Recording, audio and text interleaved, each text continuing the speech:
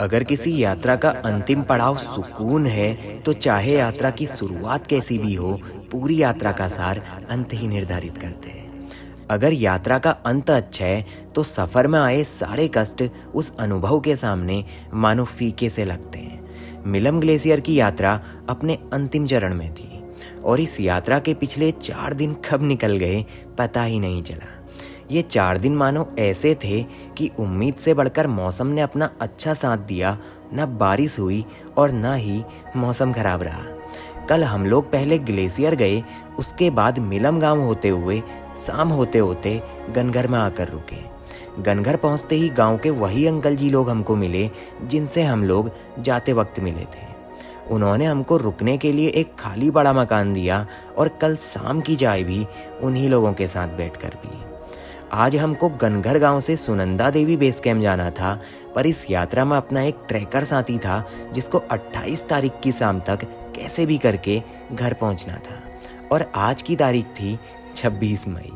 अपने पास टाइम बड़ा कम था, तो हमने डिसाइड किया कि आज ही नंदा देवी बेस कैंप जाकर वापस घनघर लौटेंगे और आज ही घनघर से वापसी करेंगे। तो कुछ ऐसे प्लान के साथ जैसे ही बाहर निकल के देखा तो गांव से ही नंदा देवी ईस्ट यानी सुनंदा देवी का नज़ारा मनमोहक दिखाई दिया।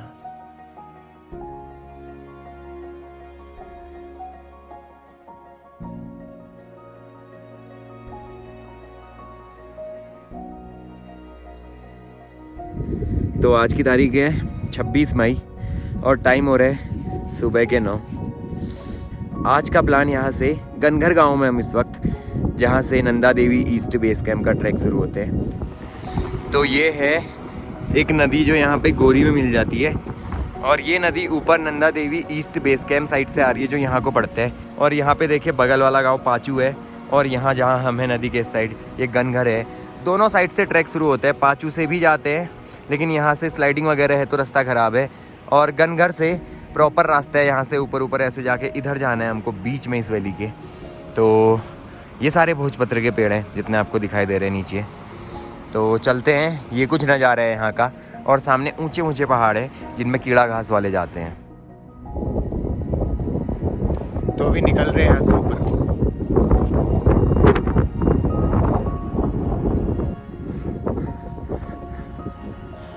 ये गनघर गांव है नीचे।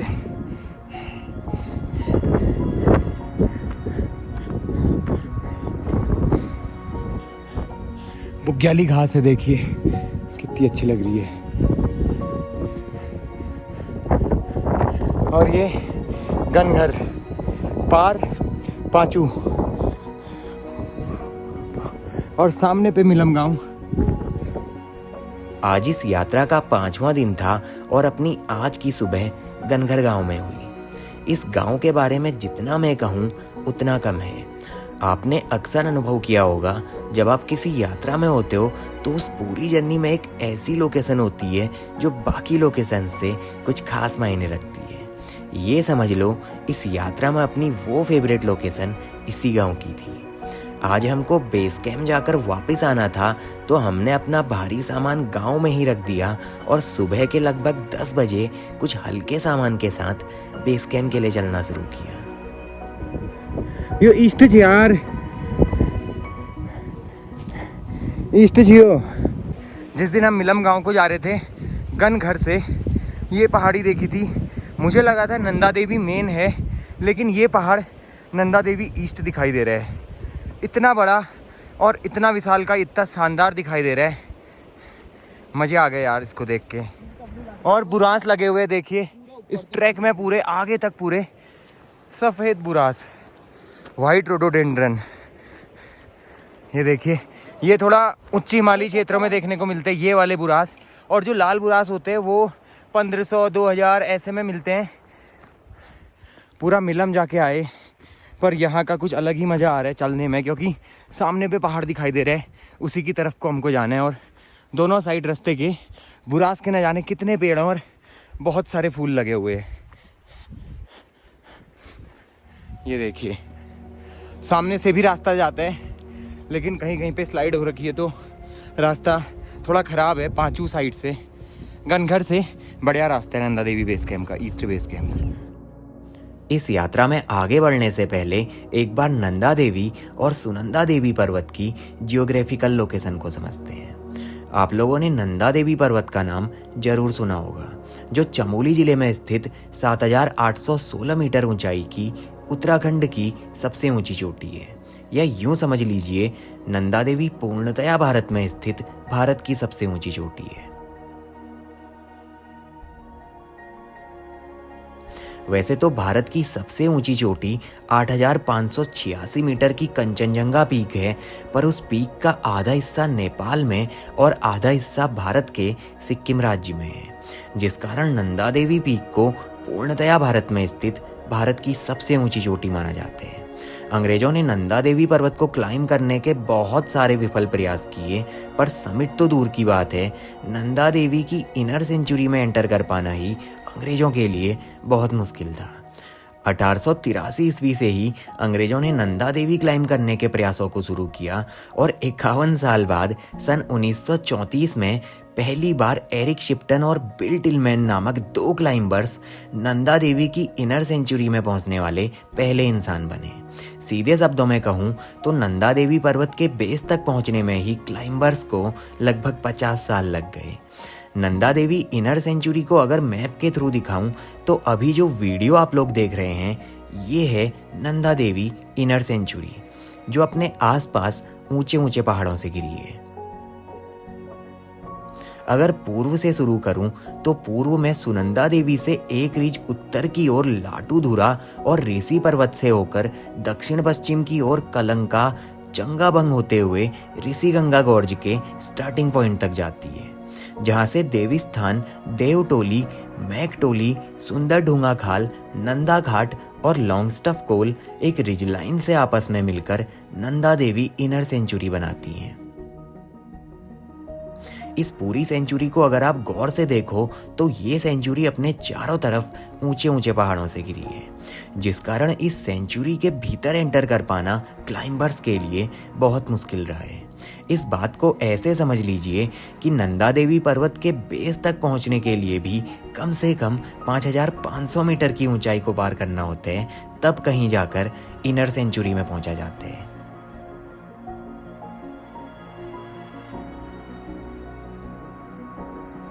नंदा देवी पर्वत का उत्तरी ग्लेशियर और आसपास के अन्य ग्लेशियरों से मिलकर ऋषि गंगा नदी का जन्म होता है, जो आगे चलकर चमोली जिले के रैनी नामक स्थान में धौली गंगा में जाकर मिलती है और आगे चलकर वही धौली गंगा विष्णुप्रयाग में अलकनंदा नदी से मिलकर उत्तराखंड के प्रथम प्रयाग का निर्माण करती है।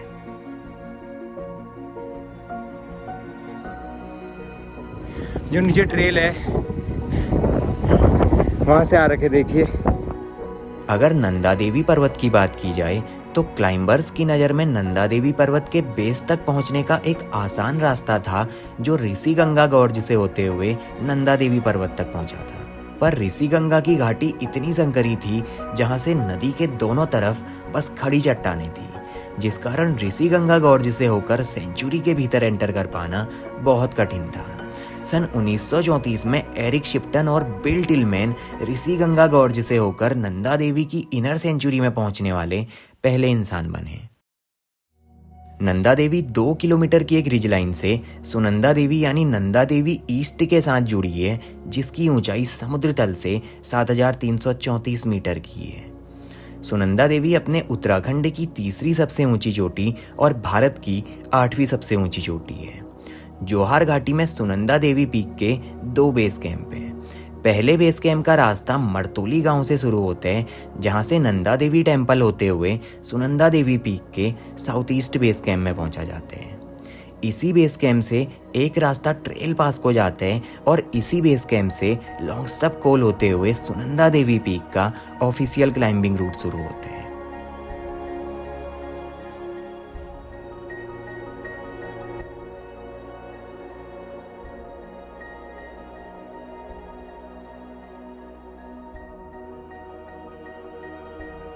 दूसरे बेस कैंप का रूट गनघर और पांचू 2 गांवों से शुरू होते हैं, जहां से सुनंदा देवी पीक के नॉर्थ ईस्ट बेस कैंप में पहुंचा जाते हैं। आसान शब्दों में पहाड़ एक है, पर उसको करीब से देखने की 2 अलग अलग लोकेशंस हैं। सामने वाले पहाड़ से ग्लेशियर आ रहा है नीचे, छोटा सा।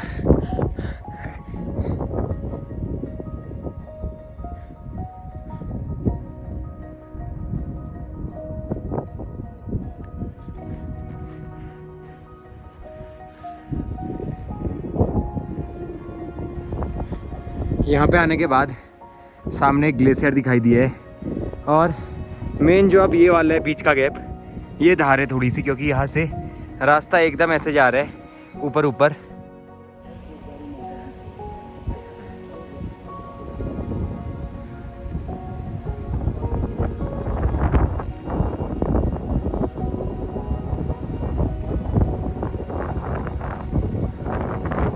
वो दिखाई दे रही है नंदा देवी ईस्ट, देखिए एक ग्लेशियर यहाँ पे भी है, कीड़ा होता होगा यहाँ भी।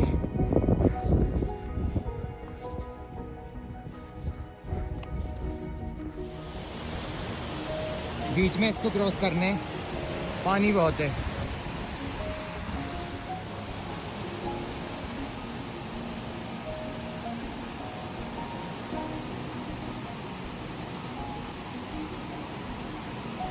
देखिए बर्फ है, बर्फ के भीतर से पानी आ रहा है। ऊपर एक ऊंचा पहाड़ दिखाई दे रहा है और अभी तक रास्ते में सिर्फ बुरांस के फूल थे, सफ़ेद बुरांस के। पर आगे अब भोजपत्र का जंगल आना शुरू हुआ है। ये बेस कैंप बहुत लंबा है, 4000 टच करती बेस कैंप शुरू हो जाता है, लेकिन आप चाहो तो उस बेस कैंप में आगे आगे और आगे तक जा सकते हो। वहाँ आगे शायद हमको कीड़ा वाले देखने को मिलेंगे। लोकल घन घर के लोग बता रहे थे कि जहाँ कीड़े वाले हैं वहाँ तक मत जाना, उससे पहले ही रुक जाना तुम लोग, अगर टेंट लगा रहे हो तो। सामने के पहाड़ कितने ही ऊंचे लग रहे हैं यार। इधर से आया हम, चढ़ाई पूरी नाप दी है। अब जो एरिया आगे का प्लेन है। आप अगर जोहार वैली आते हो टाइम निकाल के ही आना, क्योंकि यहाँ से अगर आप नंदा देवी बेस कैंप का ट्रैक करें, मैं आपको सजेस्ट करूंगा कि आप अगर टाइम हो तो ज़रूर कीजिएगा ये ट्रैक, क्योंकि ये ट्रैक में कुछ अलग मज़े हैं। जैसे आपने देखा होगा रास्ते के दोनों साइड बुरास के फूल थे और नंदा देवी सामने ही दिखती है पूरे ट्रैक के दौरान। मिलम का ट्रैक किया, उससे बढ़िया लगा मेरे को। ट्रैक रूट जो होता है यहाँ का बहुत बढ़िया लगा। हाँ, और हार्ड भी नहीं है ज़्यादा।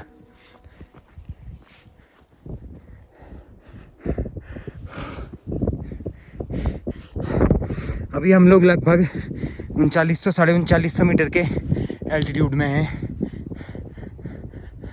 और यहाँ से लगभग 100 मीटर और गेन करके 4000 से स्टार्ट हो जाते हैं बेस कैंप।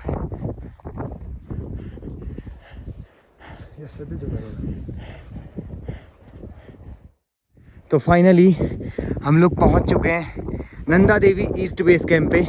पर किस्मत से ये नहीं दिखाई दी। अगर मौसम खुला होता जो नीचे से दिखाई आपको, खड़ी चोटी दिखाई पड़ती आपको यहाँ पे, एक ऊंची सी नंदा देवी ईस्ट। देखिए वहाँ कुछ टेंट लगे हुए हैं जो शायद से पांचू गांव के लोग हैं जो यहाँ पे कीड़ा ढूंढने आए हैं। बीच में देखिए एक यहाँ से एक स्रोत सा आ रहा है नदी, तो इस नदी के पार साइड पांचू का एरिया और इस साइड जहाँ पे हमें ये गन घर का एरिया। एक टेंट यहाँ पे भी लगा हुआ है देखिए।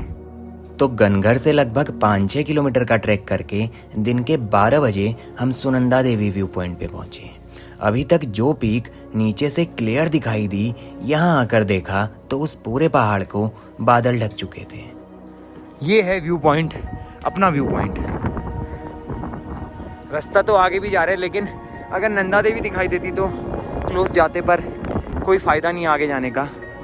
तो ये सामने पे नंदा देवी ईस्ट दिखाई देती है और उसके नीचे जो है आपको टीला दिखाई दे रहा है, ये पूरा ग्लेशियर है यहाँ से ऊपर तक, जहाँ से ये वाली नदी आ रही है नीचे को। और आसपास ऊंचे ऊंचे पहाड़ हैं और रास्ता भी जा रहा है उधर को बहुत दूर तक। और कुछ टेंट यहाँ पे सामने लगे देखिए उधर पे। अगर नज़ारा खुला होता तो शायद हम थोड़ा और आगे जाते, लेकिन आगे जाके कोई फ़ायदा नहीं है। बेस कैंप यही है और वैसे भी हम पे टाइम की थोड़ी सी कमी थी, तो प्लान आज ही लौटने गए हैं। सुनंदा देवी का नॉर्थ ईस्ट बेस कैंप लगभग 4000 मीटर की ऊंचाई से शुरू होता है, जहां से अगर आप चाहो सुनंदा देवी पर्वत के बहुत करीब तक जा सकते हो।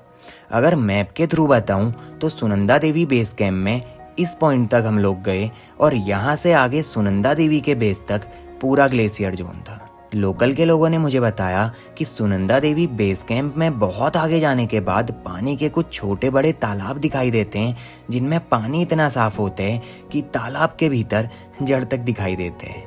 घर आने के बाद मैंने मैप्स में देखा तो सुनंदा देवी के बेस कैंप के एकदम करीब पानी के वो छोटे छोटे कुंड साफ साफ दिखाई दिए।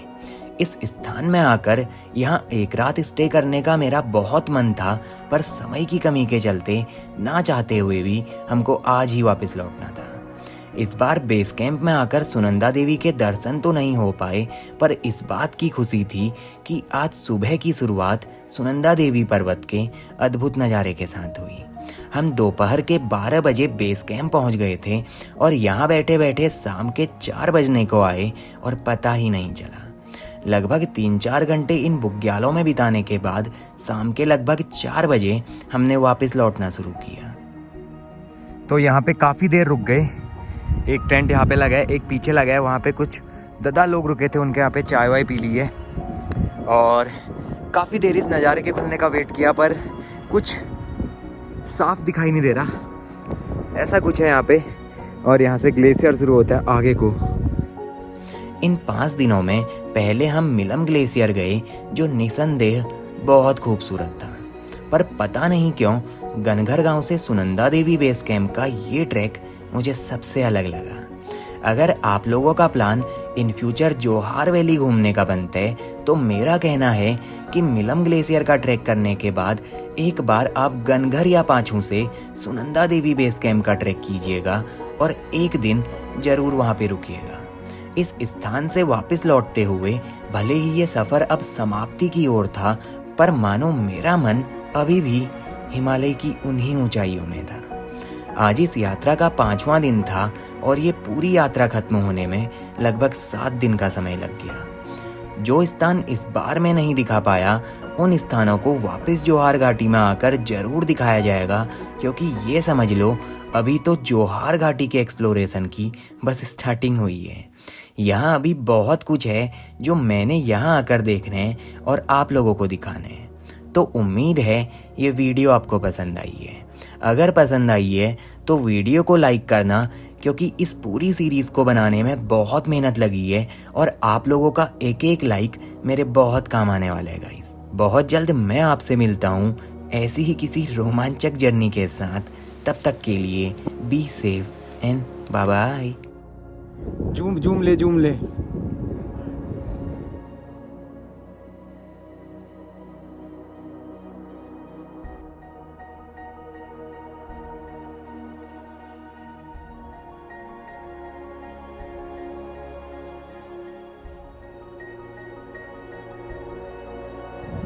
यहाँ पे दिखाई दे रहे होंगे आपको, पूरी टोली है, देखिए यहाँ पे देखिए।